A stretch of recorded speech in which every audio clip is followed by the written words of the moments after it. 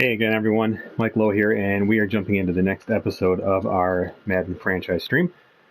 You can catch all the previous episodes, of course, on this YouTube channel, so be sure to check those out. If you're curious about the broadcast camera and how that's set up for this stream, that's in the very beginning of episode 1, so I wanted to mention that here before we jump in. This episode, I'm going to focus on just kind of my whole process of what I do kind of in between gameplay. So this is right at the end of our loss, 27-20 against the Vikings to drop us to 1-9. It's been a really weird season, but I think a really realistic season. I think it's important to call out. I mean, we're playing on All-Madden, custom sliders, with a pretty bad Lions team, or at least a team that just doesn't really have a ton of separation from anybody. And recently, the last few games, we've been starting a rookie quarterback. And so we should not be a very good team. And that's really what you're seeing here. So I wanted to kind of preface that and say, that's something to keep in mind here as we look at some of the things that are going on. We've been in some games, far, far closer. It's kind of one of those seasons where, geez, we probably could have won 4 or even 5 games and be right around 500 or so. But the fact is that we have not. We just haven't been able to close those deals out, close those games out, I should say.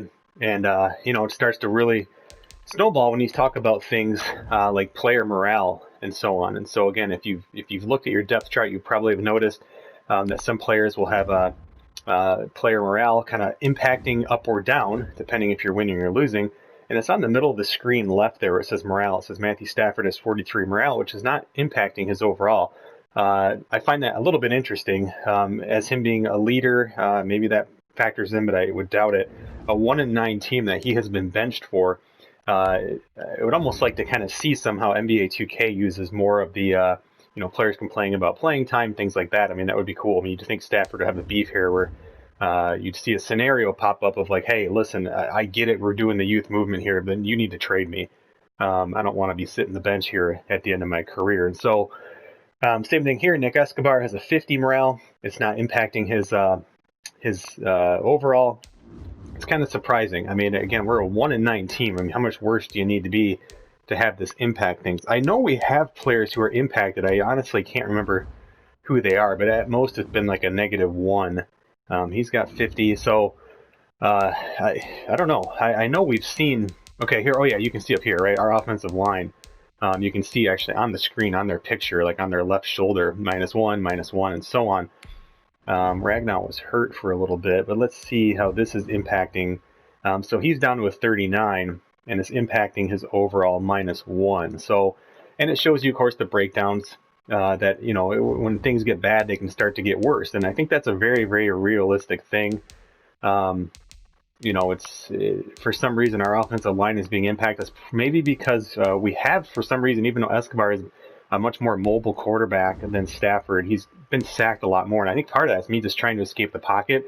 With him not having any of the escapability quirks in this game, it's really, really difficult to get him to even outrun some of the defensive ends. And I've thought about lowering that speed threshold, but I think that's okay, because really I don't want to just be able to scramble around with him.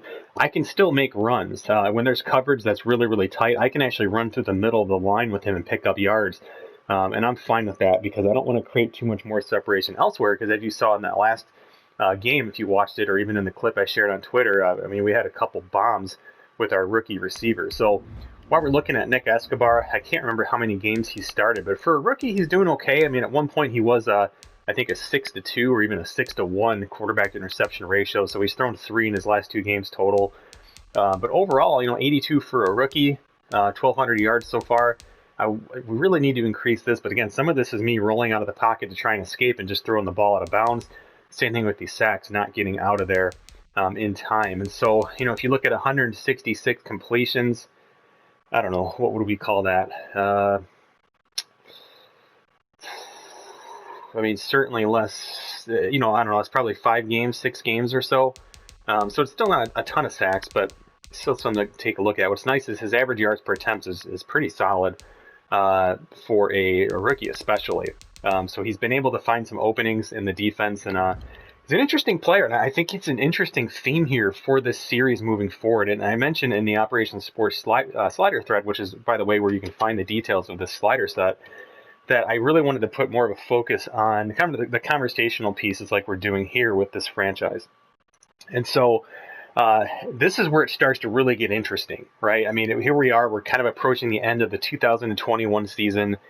We have a team with, probably transitioning from Stafford at the end of this season just because we can't pay a backup $20-30 million. And I think one of the biggest questions we have on this team is Nick Escobar going to be the quarterback for this team moving forward? And when I started him, I honestly kind of thought like, well, I don't think so. So let me just prove that by playing him a little bit. He'll probably struggle. I'll be frustrated with him and say, yeah, we got to pick that quarterback number 1 overall, or whatever the case may be, in the top 3, wherever we're going to be picking. But I don't know. Nick Escobar is pretty good. And what's interesting, he's only 73. I mentioned on the last stream, I don't think he'll get much higher than probably like a Kirk Cousins rating, and they're actually kind of a similar makeup, right? They got some decent mobility and so on. But, I mean, he will probably end up like, a high 70s player, I'm guessing. If we're lucky, he might get into the 80s. So he's a serviceable guy. He at least perhaps buys us a little bit of time, and it certainly allows us to still pick best available player. If that quarterback falls to us, maybe we go with him. And we have Nick Escobar, and we can just see who ends up being the starter. We can see how it all looks. Maybe Nick Escobar is a trade piece next year. So it definitely, it's not a problem, I guess, to have, 2 quarterbacks that you're pretty confident in. What's interesting is he has the paranoid sense of pressure trait and the aggressive forcing passes trait. So he should be kind of more prone even than Stafford was. But for whatever reason, he's playing a little bit better. And I like to joke with this same old Lions franchise that he just hasn't been lionized yet. He hasn't been a Lion long enough to have just been cursed by this particular franchise here, even in Madden. So, of course, the other big story is our 3rd round draft pick. By the way, Nick Escobar's 2nd round pick. This guy has been filthy good for us. So, guys, this is a rookie year. He did not even start the season as a starter. 48 catches, 700 yards, almost 15 yards per reception, averaging 70 yards a game, 3 touchdowns, including that 85-yard touchdown that we saw last week. This dude, I'm really interested to see what Madden does with him at the end of the season. I don't know if he's going to win Offensive Rookie of the Year because Washington has started their quarterback from week 1, and even Nick Escobar, I think, is moving ahead of him. But is he going to get a trade upgrade? Because, I mean, this dude, again, if we looked at his stats, let's look at Kenny Galladay, who's by far our best player, and just kind of look at his real-life numbers from his. Now, he had a good rookie year, right? But he had far less catches, 28, far less average per game. His average per reception was higher, but even if you look at his 2nd year, which is probably a little bit more realistic, I mean, this is right where Griffin is, right? You look at the averages per game, you look at the touchdowns, it's probably going to end up something similar, and the average. So this guy could be Griffin. This could be a Kenny Galladay in the making, even though they have very, very different builds. Galladay is just more the big kind of box you out kind of receiver using his body, more of a physical guy, who's also a deep threat, whereas Griffin is just I'm just going to run past you. I mean, he's not very big, he's not very tall, but he can run a beautiful deep route. And if you can identify those opportunities, even on broadcast camera, it really can open up the offense. It opens up the run game. And again, I think as this team gets better, hopefully we'll be able to see more of that because we really should be running the ball more. But we're getting behind in so many games. I mean, really, Phillip Lindsay is potentially our best player too. But it's just not materializing so much with the run game. Run game's actually been really bad this year. So, but receiver is still a position we could look at next year because again, we're going to be losing Marquise Goodwin, and he has not been working into the offense as much as I had anticipated him, being kind of that slot receiver. It just hasn't really been there at all. He only has 7 catches on the year, and he's just been a non-factor. He probably has more rushing attempts than he does receptions.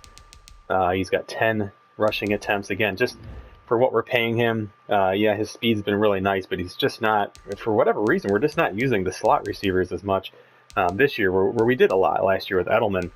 And so, I'm sorry, not Edelman. Edelman's who we have this year. And again, he's been getting open a little bit more, whereas Goodwin has been a 4th receiver, so I forgot about that. But if we look at Edelman, we replaced the other white receiver from the Patriots. I can't even draw a blank on his name, the guy who actually the Lions have in real life right now. I'm getting all my former white Patriot wide receivers confused here.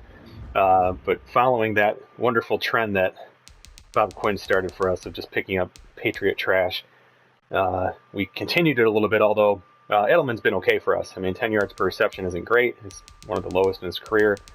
But you'd expect that for a guy who's 35. But he does have pretty good hands, and I think with the latest patch that's coming out in October here, which is going to take care of some of those really late drops. You've heard me complain about those on this stream before. That has been patched now, or at least it should be.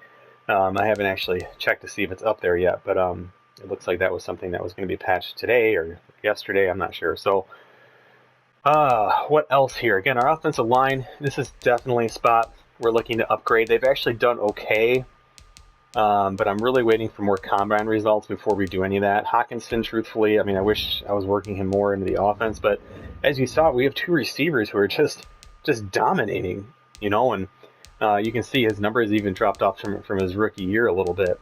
I mean, these are really low, you know, and just for whatever reason, I know a lot of people focus on working their tight end into new offense a lot more, and it's just for whatever reason I'm typically looking more for my receivers. I mean, these are our big playmakers, so they're kind of my first option. Kind of like a similar, like, you know, with the Saints, and they kind of look deep before they look short. You know, I'm almost always looking for something like that. So, you know, the reason I'm showing you the kind of the depth chart here again is when we look at a team that's 1-9. I mean, you can see this, right? We don't have any huge players. Okuda is well on his way. I mean, this guy's going to be he is a legit superstar in the game, and he's developing really, really nicely for us. He's always among the leaders so far in his 2 years in pass breakups. You can see he's almost got as many as he had his rookie year, and so that's great to see. At a sack last year, no interceptions this year, but again, really, really tight coverage.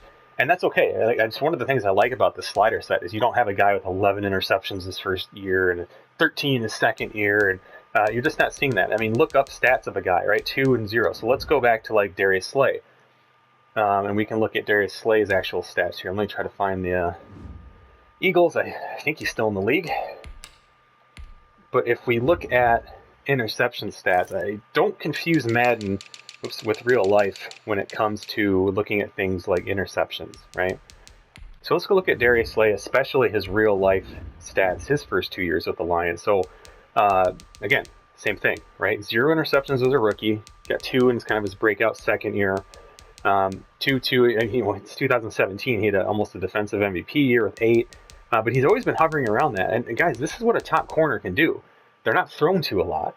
They shouldn't be getting 11, 13 interceptions, stuff like that. It's just not realistic. You look at passes defended, right? Now, is 18, 13, I mean, look at this, like 26, right? The year he had, I mean, this guy was being challenged and just completely shutting things down. So Okuda's not here yet, right? He's still not as good as a Darius Slay has been for the Lions early in his career, but he's on his way. Could he get to 13 deflections, even 18? Yeah, it's certainly possible. 26, I don't know. They'd have to probably throw at him a little bit more, and that just hasn't happened so far yet. So, but again, just to kind of, using real life examples, that's where a lot of the focus for this slider set comes from, is looking at those real life examples. So we are playing the Bears this week. It's 9-1. We're going to get into that in just a second. I did post a version 1.10 or 1.10, however you want to say it, slider set. Just some little tweaks there, and those are, again, up on the Operation Support forum. But not a lot on the user side has changed. A slight increase to interceptions, very slight. I think that was the only thing there. We may even be able to start lowering wide receiver catching, because, again, if they did patch that weird kind of late drop thing, that was one of the things I was trying to help with. But so far, 56, 55, somewhere in there has been good. I've given the AI a little bit of pass protection now. We are getting a few too many sacks this year. QB accuracy at 5 has been pretty good. I'm considering even trying 4. What else here? I did kick down run blocking. It's just been a little bit too crazy. We have some bad linebackers here, but I mean, we're just blowing us off the ball in a lot of spaces. A little bit too much. So see how that goes for a little bit. What else? Yeah, I mean, I throw into coverage a little bit too much, and that's just kind of a personal thing I've noticed. I mean, you start to panic, don't want to take a sack, and I'll see some plays that just get a little bit tighter than I really want. But I have a young quarterback, and I'm curious if like coverage sometimes is just tighter for worse quarterbacks. It almost seems that way, but I don't know. I have no quantification on that or anything. So the pass defense reaction, I mean, that's always something I'm looking at because I have a lot of the AI. The AI is breaking up a lot of my passes. And some of that's them, and some of that is frankly me, and some of it's just having a young, not very good 72 overall or 73 overall quarterback or whatever he is. So, and that's, I think, realistic, right? I do think that's definitely realistic. Nothing else here has changed. Possibly an increase eventually to injuries again, although that's been doing okay. Penalties this year are just really bizarre. I would go higher if I could. So again, that's the latest there. But one of the first things I'm usually doing, and I don't like to use any kind of like draft guides or anything like that. Like I know there's tools over the years where you can enter it in and you can really help yourself drafting. That to me is just not fun. But I do look at these and I take screenshots of these little blips because a lot of times they will give you clues. And I don't know if this has been tweaked, and truthfully, I don't want to know. But a lot of times this will give you little clues as into whether a guy could be like a star development or a superstar or an X Factor or whatever. Or vice versa, that like, hey, this guy might be rated high. He's a mid first, but like, ooh, he had a rough combine. This guy's that's a pretty big clue that he could be normal, right? So I do look at these. I take some screenshots. I'll review them before the draft or even during the draft sometimes to take a look. But what I'm hoping is that it seems like Madden tweaks this each year, and I hope that they don't always make it like a perfect correlation each time of like, yeah, the Heisman winner, he's always going to be an X Factor, because they have tuned that over the years, which is nice. So I usually take a look at that news. That's the only news I bother with. I like to look at the players of the week, which of course you can go here. It's also where you can see your yearly awards. So I look at those each week. And a lot of times too, because what I'm trying to see is I don't want too many of these guys being games that I've played in, whether it's my guys or my opponent. That sometimes tells me that stuff's too inflated. And then just looking if I had an inflated game, or it's like, oh gosh, I had 3 sacks this game with a guy. I don't know if that's really realistic. Well, again, Khalil Mack's a whole other level of player, but players do get 3 sacks in games. Players do throw 4 touchdowns in games and 300 yards. You can see there with Jared Goff. So sometimes that's just good confirmation of like kind of where are your borders with your sliders? Where are your minimums? Where are your maximums? Are they staying within that threshold? I'm looking at our SSG Madden League chat today, and I was seeing some chatter about, a couple guys that first season broke the NFL rushing record. That's a problem, right? I'm not in that league, but just looking at that, and that's not a league problem. I mean, they're doing a great job. But the fact of the matter is it's a Madden problem, right? And it's a very hard thing to tune, especially with 32 people. And it's one of the biggest reasons why I'm not playing in a league this year. And one of the biggest reasons why I've really been getting back to solo franchise play, because you have a lot more control over that thing. And it's not so much a control factor issue, but it's just getting the most realism you can out of a game. So again, that's what we're doing here. I mentioned some yearly award stuff. If we look around, Tom Brady's still in the league. I wish it showed you stats on this screen. It seems weird that it's not showing you stats. Like, why is he considered the top pick for the MVP, right? So you see a lot of familiar names here. Colin Kaepernick's with Denver since the season or this franchise started there. So you're seeing a lot of familiar names. But let's take a look at the NFC. I don't think we have some rookies obviously in the mix here, but I don't think we have much of anything else. Again, Defensive Player of the Year. Aaron Donald's way down there, but Khalil Mack up at the top. 9-1 Bears. That's who we're playing this week. Offensive Rookie of the Year. So Tyrell Jefferson, number 2 overall pick in the draft, is leading.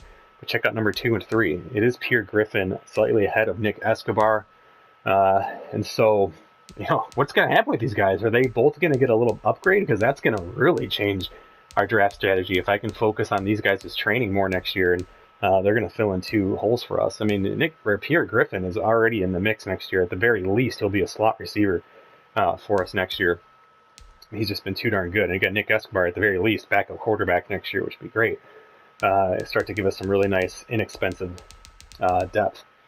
Defensive Rookie of the Year, our first overall pick. So our top 3 picks are in the mix for an annual award. Joe Toller has been a sack machine. I got him to really try and stop that run because, boy, it was really, really tough to stop with Matt Patricia's 3-4 defense as his base. And so we picked up Joe Toller, switched over to a 4-3, and I thought it was helping with our run defense. Our run defense might even be a little bit worse this year. But Joe Toller has had a really nice year. So again, he's in the mix there.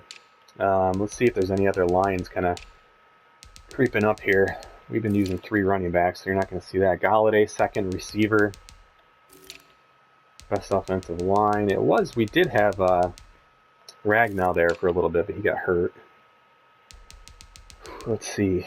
Joe Toller in the top 10 in the NFC, number 9 for defensive linemen.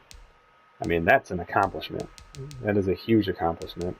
Looking at the ratings here, he is the lowest rated there, but not by a lot. Nothing too crazy. So something else I'll look at with my sliders. If it gets all 92 guys and you got your guy who's a 67, it's like, you probably need to up some sliders there to make that a little bit more challenging. But I love that this list is not littered with Lions, right? You're only seeing a few guys. We got our kicker here. I mean, what's that even mean, though? The top 5 in the NFC, I mean, they're all pretty standard. So, but again, I think the key here is seeing some of the rookies really making an impact. Our first 3 picks making an impact for this team. So, again, if we look at the overall offense for this team, it's gotten better than last year. I would say we're right around the middle of the league, over 4,000 yards right now. That's total yardage, I'm sorry. So here's total offense. Let's see here, but it should be pretty close to that. And we're creeping more towards the bottom now. So just over 3,300 yards. Passing offense. We've been losing a lot of games, so our passing offense is actually pretty high. We tried to come back, probably to the surprise of nobody. We have the second, almost third worst rush offense here. And again, but look at this, another 1-9 team, which is really surprising for the Rams. But look how similar the stats are between these two teams. Points, rushing yards, passing yards. This tells me that these sliders are where they need to be. If I'm worried about my team being 1-9, and yeah, some of it's me just playing poorly and so on, but this is confirmation that, I mean, these are looking, and look how accurate this is. Now, we played the Rams in one game, I believe. Yeah, because was it the Rams or was it the Chargers? I forgot. Maybe we didn't play. I think we played the Chargers. But anyway, I think it was the Rams.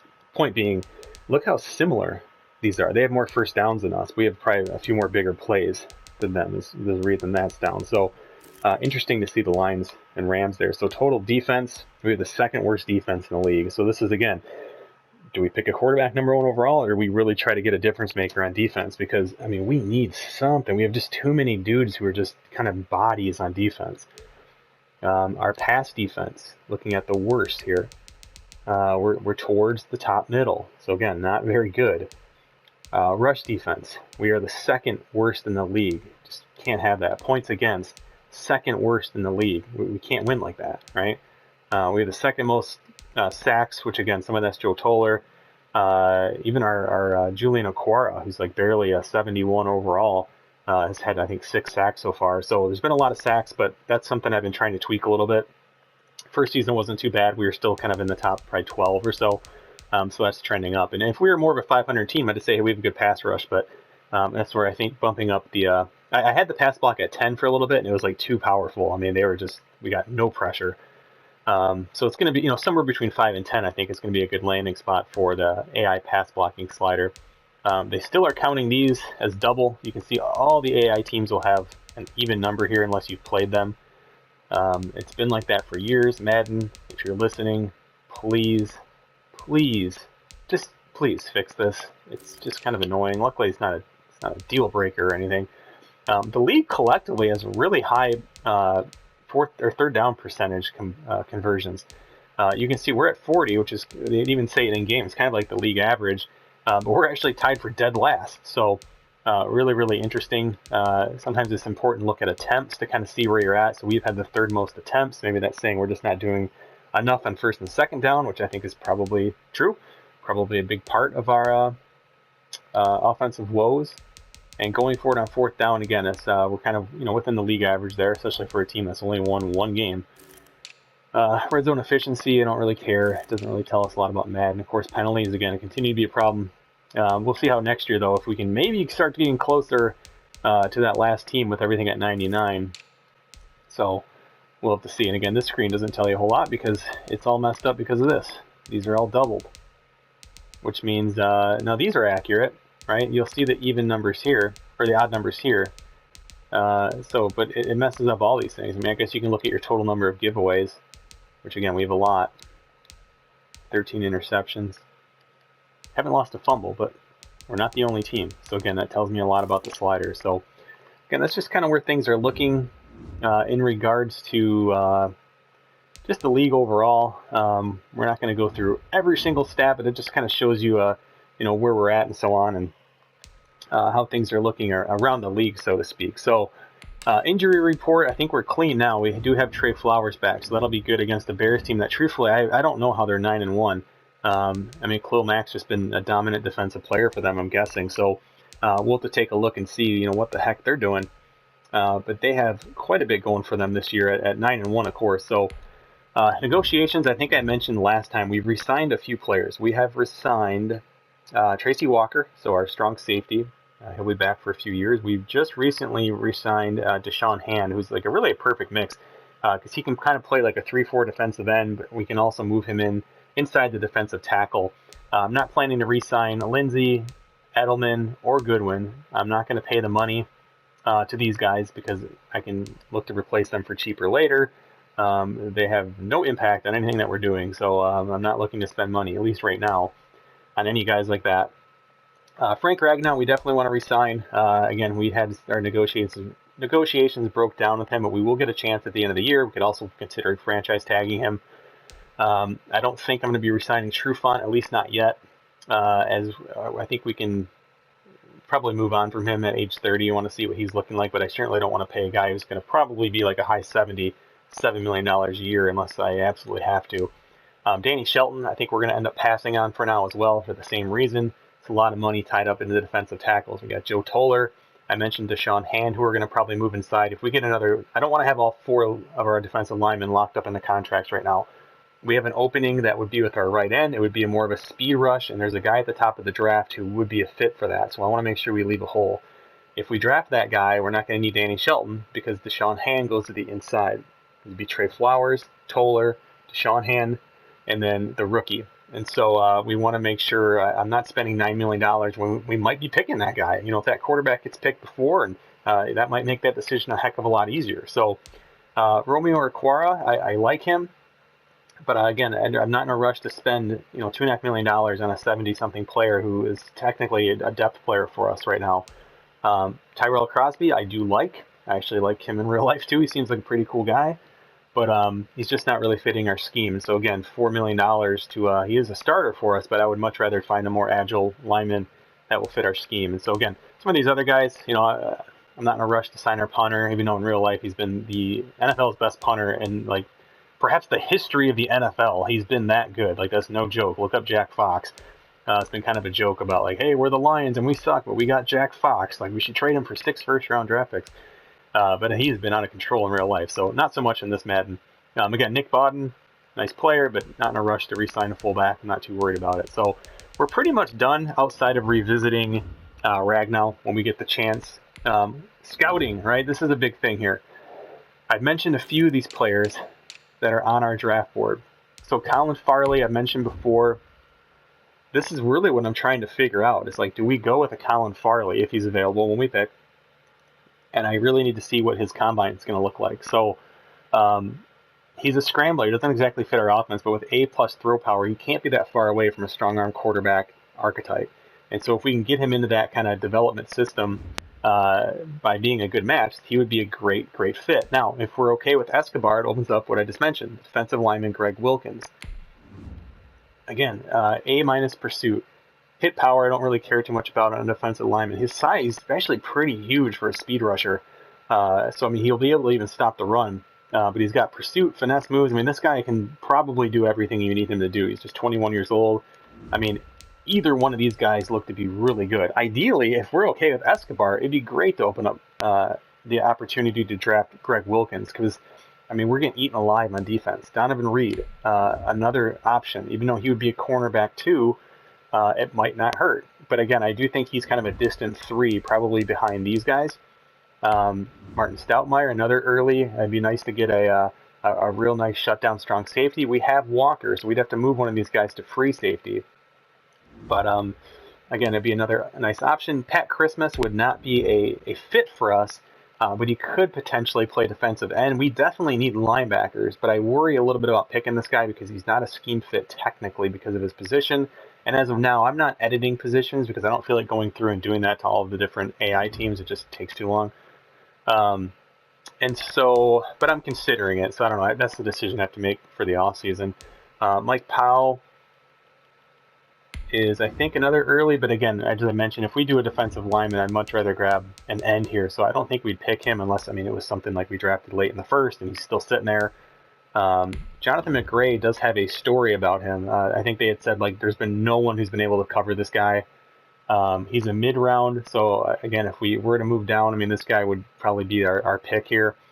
He just looks, he could be really, really special, but again, we want to see the combine results there. So again, just kind of gives you a look at the top guys we're considering.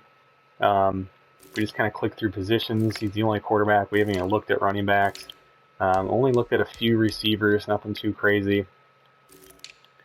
Haven't looked at tight ends. There's not going to be a ton for offensive linemen. I mean, maybe, you know, if Eric Booth is sitting there in the 3rd round still, I'd take him. He's 21. Going to eventually need a replacement for probably the overpriced Taylor Decker, at least in Madden. Evan Martin, definitely use a guard as we saw. He'd be a late first, so again, maybe he falls to the 2nd. He'd be a good pick. Some more interior linemen. So I imagine we'll be grabbing a lineman here at some point in the first 4 rounds. Again, we have some speed rush options, and look at this. I mean, we have a couple guys here who are first-round talents, but we could probably grab later. So, you know, do we pass on Greg Wilkins? Do we take the quarterback, but then grab one of these guys later on? So, I mean, there's some options here for sure in regards to defensive ends. There's a lot of defensive tackles as well, but again, not really a huge need for us. Linebacker is a huge need, even though we don't play a ton of them on the field. Morgan Beckford, late first. He's 21 years old. Again, it'd be a nice guy to maybe grab in the 2nd if he's available. Definitely use a middle linebacker, but I just don't really know. I mean, we have a late first talent, and we're just not picking there, you know, a mid first. So maybe DeMarcus Radley, who we'd have to nickname Boo Radley, I'm sure. But if DeMarcus Radley falls, oh, we do have, I forgot, we have that 2nd first-round pick. Ooh, so yeah, there are some opportunities here. We're going to get a couple good players. Yeah, all about that. So Glenn Brayton, again, speed rusher, not exactly a scheme fit, but I imagine he would still be a darn good linebacker for us to grab. And where was he at? Mid-first. Corners, we talked about a few. There's some guys who are available late. Another Griffin. Could add him to the Lions roster. You got Sean Timmons. A couple safeties. So, yeah, so that's kind of a look at, you know, what's going on with the, what do you want to call it, the scouting reports. So, speaking of scouting reports, that's what we're going to jump into next, but I'm going to actually end this little segment here. We are going to get into our game prep here for the Bears at the start of this next episode.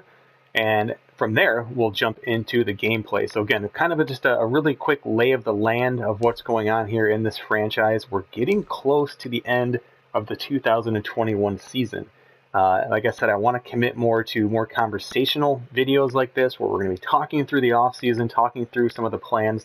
So again, no gameplay in this episode, but as we prep for the 9-1 Bears, see if we can play a little upset. And I believe this is also the Thanksgiving game, so of course we'll have to have the throwback uniforms on for the Lions here. So, but I'm Mike Lowe. You can follow me on Twitter at MikeLowe47. The sliders themselves are up on Operation Sports. And again, please subscribe to the YouTube channel. That would be great. And it'll notify you, and it helps build the franchise community here that we're trying to do our little part in. So I'll be super excited to play this with the PlayStation 5.